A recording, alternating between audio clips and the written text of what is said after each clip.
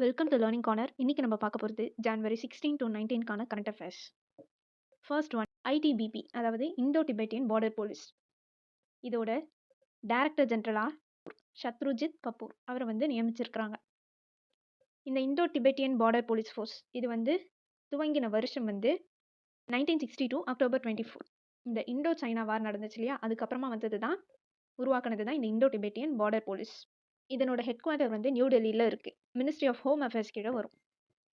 இவரோட tenure October 31, 2026 வரைக்கும் இருக்குது. ஸோ இப்போ இருக்கக்கூடிய இந்த ஐடிபிபியோட டைரக்டர் ஜெனரல் சத்ருஜித் சிங் கபூர். அடுத்தது டைரக்டர் ஜெனரல் ஆஃப் பிஎஸ்எஃப், அதாவது border security force. 2026 senior IPS officer Praveen குமாரை அப்பாயிண்ட் பண்ணியிருக்கிறாங்க. இதுக்கு முன்னாடி இவர் இப்போ பார்த்த சத்ருஜித் சிங் கபூர் ஐடிபிபிக்கு வந்திருக்கிறாரா. இதுக்கு முன்னாடி இந்த ஐபிஎஸ் ஆஃபீஸர் பிரவீன் குமார் தான் ஐடிபிபியோட டைரக்டர் ஜெனரலாக இருந்தார். இப்போ அவர் இந்த பார்டர் செக்யூரிட்டி ஃபோர்ஸ்க்கு வந்துட்டார். அந்த இடத்துல சத்ருஜித் சிங் கபூர் வந்துட்டார். இவரோட டென்யூர் செப்டம்பர் 2030 வரைக்கும் இருக்கு. இவர் வெஸ்ட் பெங்கால் கேடர். அடுத்தது director general of NIA, national investigation agency, Rakesh Agarwal, senior IPS officer of Himachal Pradesh. இந்த நேஷனல் இன்வெஸ்டிகேஷன் ஏஜென்சியை பற்றி பார்க்கணுன்னா 2008 மும்பையில் ஒரு அட்டாக் நடந்துச்சு. அதுக்கப்புறமா தான் இந்த என்ஐஏ ஆக்ட் கொண்டு அதன் கீழே இந்த என்ஐஏவை கிரியேட் பண்ணாங்க டு கவுண்டர் டெரரிசம். இதனோட ஹெட் குவார்ட்டர் நியூ டெல்லியில் இருக்குது. இது மினிஸ்ட்ரி ஆஃப் ஹோம் அஃபேர்ஸ் கீழே வரும். இவரோட டென்யூர் ஆகஸ்ட் 2028 வரைக்கும் இவர் இந்த பொசிஷனில் இருப்பார். அடுத்தது விஜிலன்ஸ் கமிஷனராக ஸ்ரீ பிரவீன் வசிஷ்டாவை அப்பாயிண்ட் பண்ணியிருக்கிறாங்க. இவர் பீகார் கேடர் ஐபிஎஸ் ஆஃபீஸர். இவர் அப்பாயிண்ட் பண்ணது president of India Draupadi Murmu அவங்க தான் அப்பாயிண்ட் பண்ணாங்க. பட் இந்த செலெக்ஷன் ப்ராசஸில் நம்ம பிரைம் மினிஸ்டர், லோக்சபாவோட அப்போசிஷன் பார்ட்டியோட லீடர், அப்புறம் யூனியன் ஹோம் மினிஸ்டர், இவங்க எல்லாரோட சஜஷன் கேட்டு தான் இவங்க அப்பாயிண்ட் பண்ணாங்க. இந்த சென்ட்ரல் விஜிலன்ஸ் கமிஷனில் 3 பேர் இருப்பாங்க. ஒரு chief vigilance commissioner, 2 vigilance commissioner. இப்போ இருக்கக்கூடிய chief vigilance commissioner Praveen Kumar. இப்போது அப்பாயிண்ட் ஆகியிருக்கிற விஜிலன்ஸ் கமிஷனர் ஸ்ரீ பிரவீன் வசிஷ்டா. இன்னொரு vigilance commissioner AS Rajeev. Vigilance கமிஷனையே சந்தானம் கமிஷன்ட்டு ஒன்று இருந்தது இல்லையா 1964, அவங்களோட ரெக்கமெண்டேஷன் கீழே தான் இதை கொண்டு வந்தாங்க. Chief vigilance commissioner, 2 vigilance commissioner. அந்த சீஃப் விஜிலன்ஸ் கமிஷனர் தான் பிரவீன் குமார். இப்போ அப்பாயிண்ட் ஆகியிருக்கிறவர் ஸ்ரீ பிரவீன் வசிஷ்டா. அவர் இல்லாமல் இன்னொரு விஜிலன்ஸ் கமிஷனர் ஏஎஸ் ராஜீவ். இந்த மெம்பர்ஸ்க்கான ஏஜ் லிமிட் பார்த்தோன்னா 4 வருஷம் அவங்க அந்த பொசிஷனில் இருக்கலாம். அப்படி இல்லைன்னா 65 வயசு ஆகிற வரைக்கும் இருக்கலாம். இது ரெண்டுத்தில் எது ஃபஸ்ட்டு வருதோ அதுதான் எடுத்துப்பாங்க. இந்த சிவிசிக்கான ஆக்ட், சென்ட்ரல் விஜிலன்ஸ் கமிஷனோட ஆக்ட் 2003 கொண்டு வந்தாங்க. அடுத்தது மெம்பர் ஆஃப் ஏஷியன் பாக்ஸிங் கவுன்சிலா விஜேந்தர் சிங்கை அப்பாயிண்ட் பண்ணியிருக்கிறாங்க. இவர் 2008 நடந்த ஒலிம்பிக்ஸ் பீஜிங்கில் நடந்தது இல்லையா, அதில் பிரான்ஸ் மெடல் வின் பண்ணார். இதுதான் இந்தியாவோட ஃபர்ஸ்ட் ஒலிம்பிக் மெடல். பாக்ஸிங் ஃபீல்டில் வாங்கின ஃபர்ஸ்ட் மெடல் இதுதான். அடுத்தது ஸ்காட், இது டெவலப் பண்ணது எக்ஸ்டரா ரோபோட்டிக்ஸ். அடுத்தது வேர்ல்டோட லார்ஜஸ்ட் க்ரீன் அமோனியா ப்ராஜெக்டை ஆந்திர பிரதேஷில் இருக்கக்கூடிய காக்கிநாடாவில் இனிஷியேட் பண்ணியிருக்கிறாங்க. இது இந்தியாவோட first green ammonia exports. So இது நேஷ்னல் க்ரீன் ஹைட்ரஜன் மிஷனோட அலைன் ஆகும். இதை இப்போ தான் இனிஷியேட் பண்ணியிருக்கிறாங்க. இதனோட investment $10 billion. So Andhra Pradesh Kakinada வேர்ல்டோட லார்ஜஸ்ட் க்ரீன் அமோனியா ப்ராஜெக்ட். அடுத்தது செம்மொழி இலக்கிய விருது. நம்ம தமிழ்நாடு கவர்மெண்ட் வருஷம் இந்த செம்மொழி இலக்கிய விருது, அதாவது கிளாசிக்கல் லாங்குவேஜ் லிட்ரரி அவார்டு அப்படின்றத ஒரு நேஷ்னல் லெவல் அவார்டாக முக்கியமாக லிட்ரேச்சருக்காக, இலக்கியங்களுக்காக அனௌன்ஸ் பண்ணியிருக்கிறாங்க. இது 7 மொழியில் இருக்கக்கூடிய லிட்ரேச்சருக்கு வழங்கப்படும். தமிழ், தெலுங்கு, கன்னடம், மலையாளம், ஒடியா, பெங்காலி, மராத்தி 7. கேஷ் ப்ரைஸ் 5 லட்சம் ரூபாய். இது சென்னை இன்டர்நேஷனல் புக் ஃபேர் 2026 அங்கே நடந்த இடத்துல தான் இதை அனௌன்ஸ் பண்ணியிருக்கிறாங்க. இது அனௌன்ஸ் பண்ணுறதுக்கு மெயின் ரீசன் இந்த சாகித்ய அகாடமி அவார்டு இப்போ கேன்சல் பண்ணியிருக்கிறாங்க. அதனால இந்த செம்மொழி இலக்கிய விருதை நம்ம தமிழ்நாடு கவர்மெண்ட் நான் கொடுக்குறேன் அப்படின்ட்டு ஸ்டார்ட் பண்ணியிருக்கிறாங்க. அனௌன்ஸ் பண்ணியிருக்கிற 7 லாங்குவேஜுமே கிளாசிக்கல் லாங்குவேஜ் தான். தமிழில் 2004 முதல்ல கிளாசிக்கல் லாங்குவேஜாக அறிவித்தாங்க. அடுத்தது தெலுங்கு, கன்னடா 2008, மலையாளம் 2013, ஒடியா 2014, மராத்தி அண்ட் பெங்காலியை 2024 அனௌன்ஸ் பண்ணாங்க. இதில் 7 கொடுத்துருக்கா. ஓவரால் கிளாசிக்கல் லாங்குவேஜ் 11 இருக்குது. இதில் மிஸ் ஆகிருக்கிறது சான்ஸ்கிரிட்டை 2005 கிளாசிக்கல் லாங்குவேஜாக அறிவித்தாங்க. இந்த 2024 இன்னும் 3 லாங்குவேஜை அறிவித்தாங்க, பாலி, பிராக்ரித், அசாமிஸ். ஸோ இதில் முக்கியமாக நம்ம பார்க்க வேண்டியது இந்த செம்மொழி இலக்கிய விருதை தமிழ்நாடு கவர்மெண்ட் கொடுக்குறாங்க. 2026 தான் ஆரம்பிச்சிருக்கிறாங்க. இது வந்து national level award. 7 language Tamil, Telugu, Kannada, Malayalam, Odia, Bengali and Marathi. இதுக்கு கேஷ் ப்ரைஸ் 5 lakh rupees. அடுத்தது ஆரியன் வர்ஷ்னே. இவங்க வந்து 92nd செஸ் கிராண்ட் மாஸ்டராக ஆகியிருக்காங்க. இதுக்கு முன்னாடி கிராண்ட் மாஸ்டர் ஆனவர் ராகுல் விஎஸ். அதுக்கு முன்னாடி 90th இளம் பரிதி.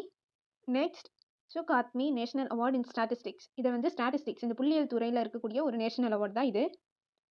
இது ministry of statistics and programme implementation. இவங்க வந்து ஒரு அவுட்ஸ்டாண்டிங் கான்ட்ரிபியூஷன், ஒரு இண்டிவிஜுவல் வந்து இந்த ஸ்டாட்டிஸ்டிக் ஃபீல்டில் ஒரு நல்ல கான்ட்ரிபியூஷன் கொடுத்துருந்தாங்கன்னா அவங்களுக்கு இந்த அவார்டு கொடுப்பாங்க.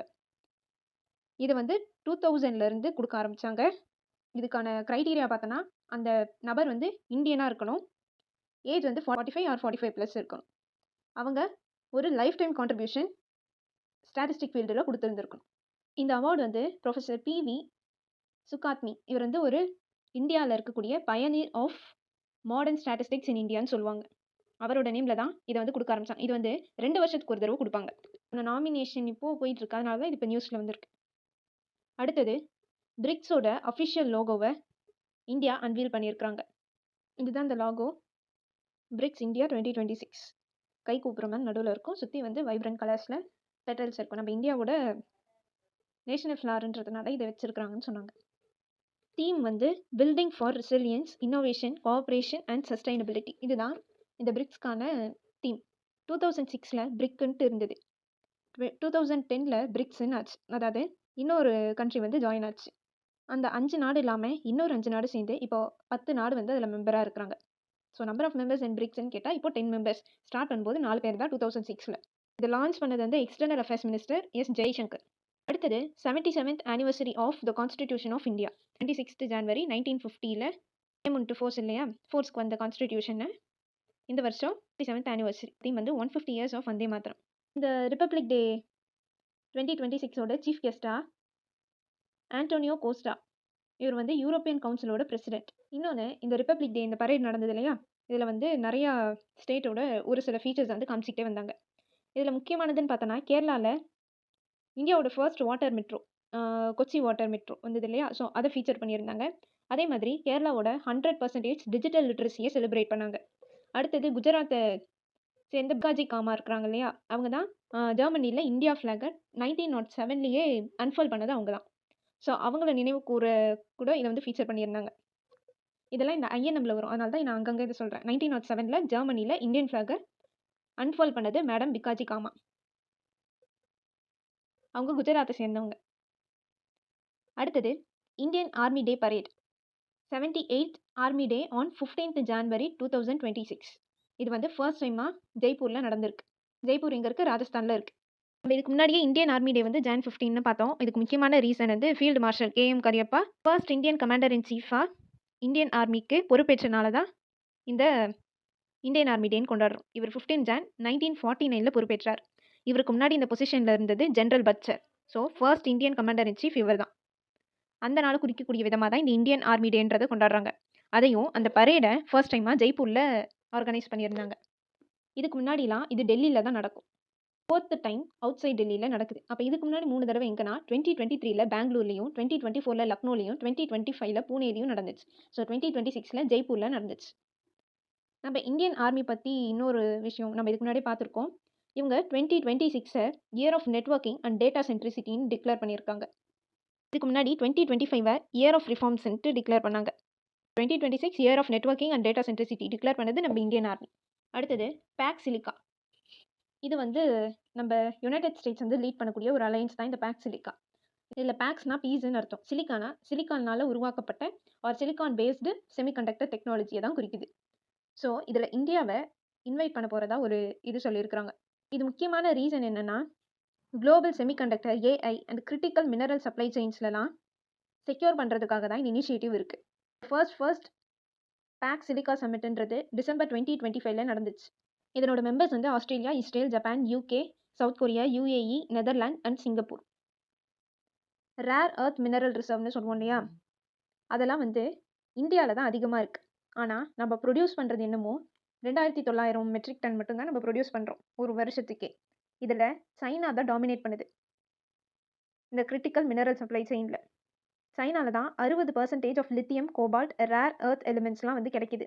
ஸோ இந்த சைனா டாமினேட் பண்ணுறத கம்மி பண்ணணுன்றதுக்காக தான் இந்த பேக் சிலிக்கா அப்படின்ற ஒன்று கொண்டு வந்து என்னென்னலாம் பண்ணலாம் அப்படின்ட்டு இவங்க இந்த சமிட்டை நடத்துகிறாங்க. நம்ம இந்தியாவோட செமிகண்டக்டர் மிஷன்ட்டு ஒன்று 2021 ஸ்டார்ட் பண்ணாங்க. அடுத்தது நிஃபா வைரஸ். இது வந்து இப்போ வெஸ்ட் பெங்காலில் 2 பேர் வந்து நிஃபா வைரஸ்னால சஸ்பெக்ட் ஆகியிருக்காங்க. இதை பற்றின ஒரு பேக்ரவுண்ட் டேட்டா பார்க்கணுன்னா, இது ஹைலி இன்ஃபெக்ஷியஸ் ஜூனோட்டிக் வைரஸ். இதை ஃபர்ஸ்ட் கண்டுபிடிச்சது 1998 to 1999 டைம் பீரியடில் கம்பங் சுங்காய் நிஃபா மலேசியாவில் கண்டுபிடிச்சாங்க. நம்ம வேர்ல்ட் ஹெல்த் ஆர்கனைசேஷன் இந்த நிஃபா வைரஸை பற்றி என்ன சொல்கிறாங்கன்னா, இது வந்து அனிமல் கிட்ட இருந்து ஹியூமனுக்கு போகும் அப்படின்னு சொல்கிறாங்க. அடுத்தது 21st குளோபல் ரிஸ்க் ரிப்போர்ட். இதை ரிலீஸ் பண்ணுறது world economic forum WEF 21st global risk report 2026க்கானது. இதில் என்னென்ன குளோபல் ரிஸ்க்லாம் வரப்போகுது, அதுவும் ஷார்ட் டேர்மாகவும் லாங் டேர்மாகவும் 2 இது ரிலீஸ் பண்ணியிருக்கிறாங்க. இந்த ஷார்ட் டேர்ம்ன்றது 2 வருஷத்தில் என்னென்ன ரிஸ்க்லாம் வரப்போகுது, லாங் டேர்ம்ன்றது 10 வருஷத்தில் என்னென்ன ரிஸ்க்லாம் வரப்போகுது. இப்போ இந்த கிளைமேட்டிக் சேஞ்சாக இருக்கட்டும், இதெல்லாம் வந்து லாங் டேர்மாக இருக்கும். ஒரு நாட்டுக்குள்ளாரே ஏதாவது பிரச்சனை, இந்த மாதிரி விஷயம்லாம் ஷார்ட் டேர்மாக சொல்லியிருக்காங்க. 1971 இந்த வேர்ல்டு எக்கனாமிக் ஃபாரமை யூரோப்பியன் மேனேஜ்மெண்ட் ஃபாரம்னு கொண்டு வந்தாங்க. 1971 தான் இதை ஸ்டார்ட் பண்ணுது. 1987 தான் அதை வேர்ல்டு எக்கனாமிக் ஃபாரம்னு மாற்றினாங்க. இதை 2015 ஒரு இன்டர்நேஷனல் ஆர்கனைசேஷனாக மாற்றிட்டாங்க. இந்த ஃபாரம் வந்து வேறு என்னென்ன ரிப்போர்ட்லாம் ரிலீஸ் பண்ணணும்னு பார்த்தோன்னா, இந்த global gender gap index, energy transition index, இந்த மாதிரிலாம் இவங்க ரிலீஸ் பண்ணுவாங்க. அதே மாதிரி இந்த குளோபல் ரிஸ்க் ரிப்போர்ட்டில் முக்கியமாக ஒன்று சொல்லியிருக்கிறாங்க, நம்ம வேர்ல்டு வந்து ஏஜ் ஆஃப் காம்படிஷனை என்டர் ஆகுது அப்படின்னு சொல்லியிருக்கிறாங்க. அதாவது ரைசிங் ஜியோ பொலிட்டிக்கல் ரிவால்ரி. அடுத்தது பூனே கிராண்ட் டூர் 2026. நம்ம former Indian cricket captain MS தோனியை அப்பாயிண்ட் பண்ணியிருக்காங்க goodwill ambassador for Pune grand tour 2026. இந்த பூனே கிராண்ட் டூர் 2026னா இந்தியாவோட ஃபர்ஸ்ட் UCI ரெகக்னைஸ் பண்ண multi stage professional road cycling race. ஒரு சைக்கிளிங் ரேஸ் தான் அது. ஃபர்ஸ்ட் டைமாக இந்தியாவில் UCI ரெகக்னைஸ் பண்ணியிருக்கிறாங்க. அதனோட ஒரு குட்வில் அம்பாசடராக MS தோனியை அப்பாயிண்ட் பண்ணியிருக்காங்க. யுனிசெஃபோட குட்வில் அம்பாசடராக பிரியங்கா சோப்ராவையும், WHO ஹெப்பாட்டிட்டிஸ், அது மட்டும் இல்லாமல் ஸ்வச் பாரத், இதனோட குட்வில் அம்பாசடராக அமிதாப் பச்சனையும் போட்டிருக்காங்க. இந்த மாதிரி ஒரு செலிபிரிட்டிஸ் ஒரு ஃபேமஸ் பர்சனாலிட்டியை போடுவாங்க. ஜல்லிக்கட்டு ஸ்டேடியம் திருச்சி டிஸ்ட்ரிக்டில் இருக்கக்கூடிய சூரியூரில் ஒரு பெர்மனன்ட் ஜல்லிக்கட்டு ஸ்டேடியமை தமிழ்நாடு கவர்மெண்ட் இனாகிரேட் பண்ணி வச்சுருக்காங்க. இதனோட காஸ்ட் வந்து 3 crore 5 acre லேண்டில் இதை கட்டியிருக்கிறாங்க. திறந்து வச்சது deputy chief minister Udhayanidhi Stalin. Freedom fighter தியாகி இமானுவேல் சேகரனோட மணிமண்டபம் மெமோரியல் ஹாலையும் ஒரு லைஃப் சைஸ் ஸ்டாச்சுவையும் Jan 17, 2026 நம்ம chief minister MK Stalin inaugurate பண்ணி வச்சிருக்கிறாரு. எங்கன்னா ராமநாதபுரமில் இருக்கக்கூடிய பரமக்குடியில்.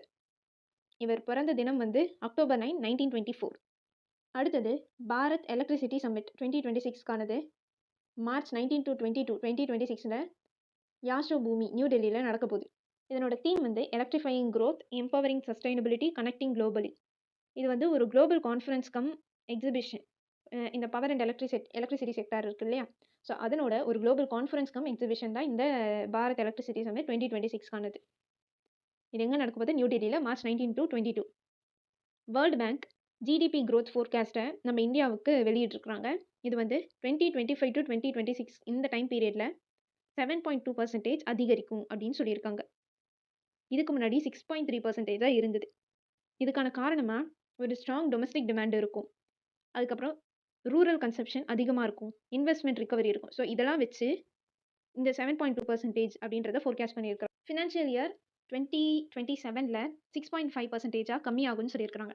2028 6.6% அதே ரேஞ்சிலேயே தான் இருக்கும் அப்படின்ற மாதிரி சொல்லியிருக்காங்க. இது வேர்ல்டோட ஓல்டஸ்ட் கண்டினியூஸ்லி சர்வைவிங் ரிவர் சிஸ்டமாக ஃபிங்கே ரிவர், ஆஸ்திரேலியாவில் இருக்கக்கூடிய ஃபிங்கே ரிவரை சொல்லியிருக்கிறாங்க. இது வந்து 300 to 400 மில்லியன் இயர்ஸ்க்கு முன்னாடி ஒரிஜின் ஆயிருக்கு. இதை வந்து லாரா பிண்டா அப்படின்ட்டு அங்கே இருக்கக்கூடிய அரண்டி பீப்புள் அவங்க வந்து சொல்லியிருக்காங்க. நம்ம இந்தியாவோட லாங்கஸ்ட் ரிவர்னா கங்கா, அதாவது 25.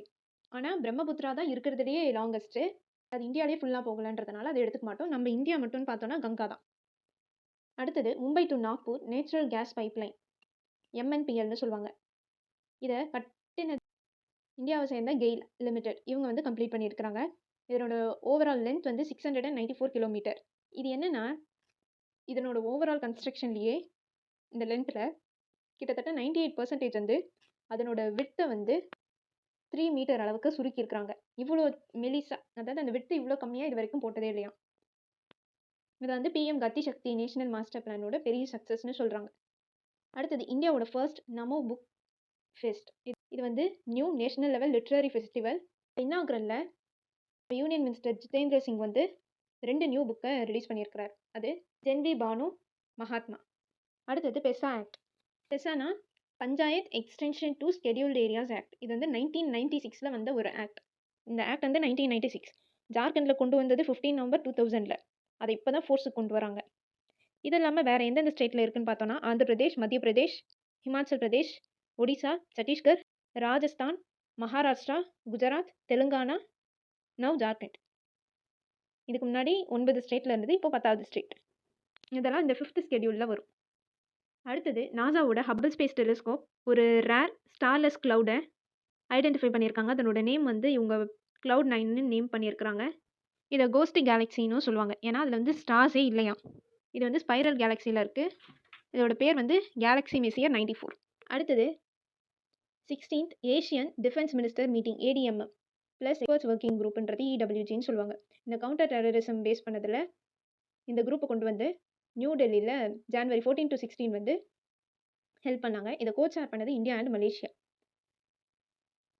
11 ஏஷியன் மெம்பர்ஸும் 7 டயலாக் பார்ட்னர்ஸும் இதில் வந்து பார்ட்டிசிபேட் பண்ணாங்க. ஸோ இந்தியா அண்ட் மலேசியா தான் வந்து கோச்சார் பண்ணியிருக்கிறாங்க. நியூ டெல்லியில் நடந்துச்சு.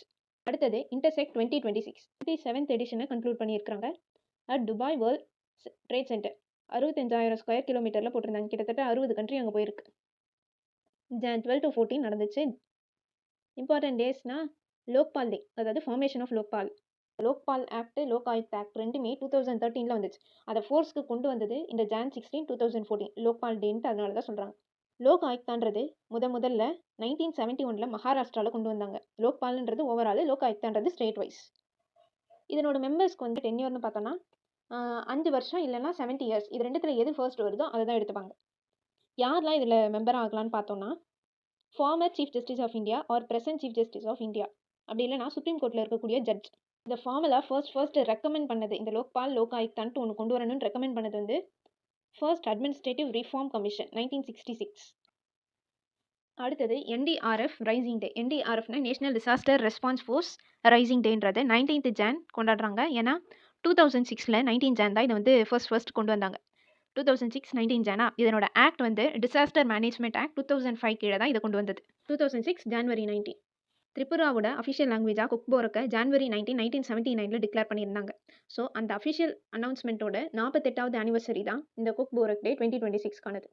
இந்த மாதிரி நிறைய கண்டென்ட்க்கு மறக்காமல் லேர்னிங் கார்னரை சப்ஸ்கிரைப் பண்ணுங்கள். இந்த வீடியோ பிடிச்சிருந்தா உங்கள் ஃப்ரெண்ட்ஸ்க்கும் ஷேர் பண்ணுங்கள். தேங்க்யூ.